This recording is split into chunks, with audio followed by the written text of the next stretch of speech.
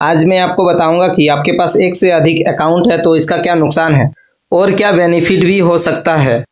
मैं इसमें पूरा चर्चा करूंगा। बहुत सारे वीडियो आपने देखा होगा कि एक से अधिक आपके पास बैंक खाता है, दो है, तीन है, चार है, तो उसके क्या नुकसान है, क्या फ़ायदे हैं। बहुत सारे बैंकिंग लॉ कानून आपको समझा दिया जाता है, लेकिन मैं आपको सरल भाषा और ये प्रैक्टिकल क्या दिक्कतें आने वाली है, क्या समस्या आएगी, मैं सारे चीज़ पर चर्चा करूंगा। बिल्कुल आसान भाषा में, आम भाषा में चर्चा करूंगा, इसलिए पूरे वीडियो में आप बने रहेंगे। थोड़ा सा टाइम आपको देना होगा, पूरे वीडियो में बने रहेंगे, क्योंकि अभी ज़्यादातर व्यक्ति के पास दो खाता, तीन खाता, चार खाता होता ही है। बैंक में तो आप इसे निश्चित हो जाएंगे, आपको जानकारी हो जाएगा, आपको कोई बरगलाया नहीं सकता है, कोई डरा नहीं सकता है, तो आप जानकारी जरूर लें। आगे बढ़ने से पहले रिक्वेस्ट करूंगा, इस वीडियो को लाइक कर दीजिए और चैनल में नए हैं तो चैनल को सब्सक्राइब कर दीजिए, जिससे कि आपको बैंकिंग से related latest update per day मिलती रहेगी। और कोई भी सुझाव या प्रश्न है तो कमेंट बॉक्स में कमेंट जरूर कीजिएगा। देखिए होता क्या है, बहुत सारे लोगों का bank of India, SBI, HDFC, ICICI, Canara bank, PNB, Indian bank of India, बहुत सारे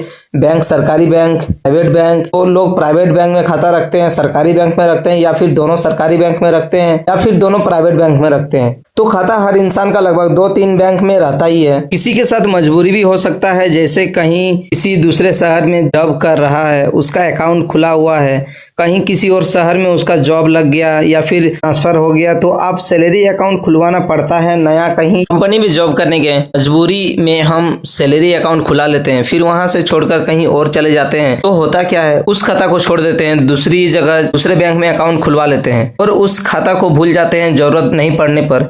मैं आपको बता दूं कि आज के डेट में क्या है कि आधार कार्ड जब से बना है और पैन कार्ड जब से लागू हुआ है, जब से कोर बैंकिंग सिस्टम जब से हुआ है 2015 के बाद, जब से आपका पैन और आधार लगना स्टार्ट हुआ है, अब हुआ क्या है कि आपके पास जितने भी खाते हैं अलग अलग बैंकों में हैं, आपके लिए अलग अलग हैं, लेकिन आरबीआई के लिए वो सारा अकाउंट एक ही है, क्योंकि आपके पैन कार्ड से लिंक है, आधार कार्ड से लिंक है, क्योंकि बिना आधार बिना पैन पूरी भारत में कहीं कोई खाता नहीं खुलता है। तो आपके लिए अलग अलग खाता है, बैंक के लिए एक ही खाता है। तो अब होता क्या है, ट्रांजेक्शन चाहे किसी अकाउंट में 5 लाख रखते हैं, किसी अकाउंट में 10 लाख रख रहे हैं, किसी में 500, किसी में 2000 रखते हैं, उससे मतलब नहीं है। सारे जहां का जो पैसा है वो आपका ही आधार पैन सब अकाउंट में ऐड है, तो पूरा पैसा का जो ट्रांजैक्शन है वो आपका आधार पैन में शो करेगा। आप जब आईटीआर फाइल करेंगे तो वहां पर भले ही एक ही बैंक का डिटेल देंगे, लेकिन सारे बैंक का रिकॉर्ड वहां निकाल लिया जाएगा जब जरूरत पड़ेगा, तो आपका पैन नंबर से निकाल लिया जाता है, तो इसलिए अलग अलग नहीं माना जाता है। अब यहाँ पे आता है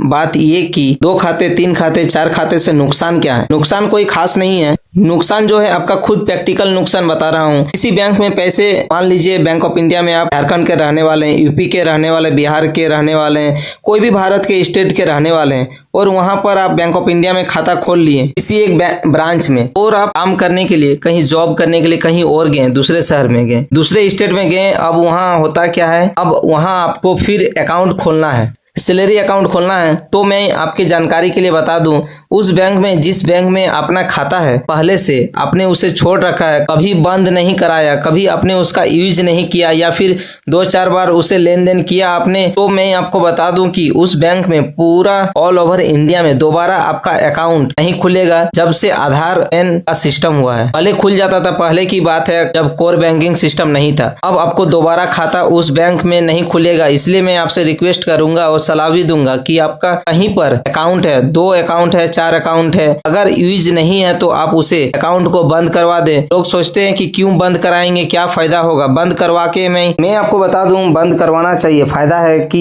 आप उस अकाउंट को बंद कर देते हैं, सिर्फ एक आवेदन देना होता है। जब आप आवेदन दीजिएगा तो वो खाता बंद हो जाता है, फिर जरूरत पड़े तो उसी बैंक में दोबारा आप अकाउंट ओपन करवा सकते हैं। उस बैंक के ऑल ओवर इंडिया के किसी भी ब्रांच में ओपन करा सकते हैं। लेकिन आप अगर उस बैंक बैंक में आपका कहीं भी पूरा ऑल ओवर इंडिया में खाता है, आपने उसे यूज नहीं किया, छोड़ दिए, भूल गए, कभी जरूरत पड़े, आप कभी कहीं दूसरे जगह चले गए और आपका अकाउंट आपका नहीं खुलेगा, तब आपको याद आएगा कि अरे मेरा तो अकाउंट था। वो बता देगा कि आपका इस बैंक में अकाउंट था, आपको बंद करवाना पड़ेगा जाकर। और जब आप उसे जाएंगे खाता को चालू कराने के लिए, तब वहां जाके आप देखेंगे तो आपका खाता जो है बंद रहेगा या फिर डोरमेंट रहेगा या फिर फ्रीज रहेगा। वहां केवाईसी करा के फिर बंद करना होगा। 3 या 4 दिन या फिर 1 सप्ताह प्रक्रिया लगेगा। तब आपको याद आएगा कि कितना गलत किया। आपको परेशानी होगी, आपकी जॉब पर असर पड़ेगा, आपको निजी जिंदगी पर असर पड़ेगा, भाग दौड़ करना होगा। इसलिए मैं आपको बता दे रहा हूँ कि कहीं भी खाता है जो यूज में नहीं है उसे आप बंद करा लें, इसी में आपकी भलाई है। दूसरा जो परेशानी है, अलग अलग 4-5 खाता रखते हैं तो सभी पर मिनिमम बैलेंस का चार्जेस आपको कटते रहता था। अगर कम ज्यादा पैसा होता था तो चार्जेस कटते रहते हैं।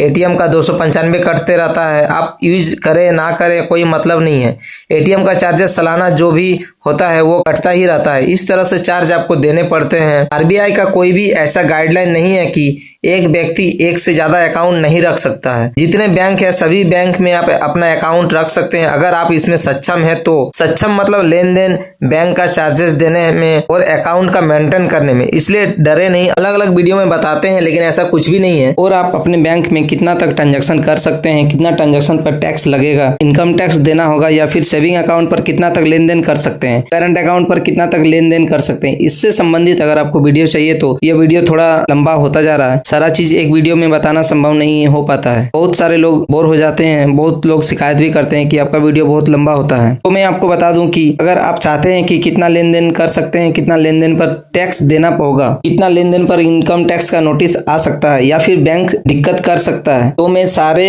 पर एक वीडियो बना दूंगा। इसके लिए आप कमेंट बॉक्स में कमेंट जरूर करें जिस सब्जेक्ट में आपको जानकारी चाहिए। चलिए आज के लिए इतना ही, फिर मिलते हैं नेक्स्ट वीडियो में। और अगर आपने हमारे यूट्यूब चैनल को सब्सक्राइब नहीं किए हैं तो यूट्यूब चैनल को सब्सक्राइब कर लीजिए, ताकि इसी तरह बैंकिंग से रिलेटेड वीडियो पर डे आपको मिलती रहेगी। धन्यवाद।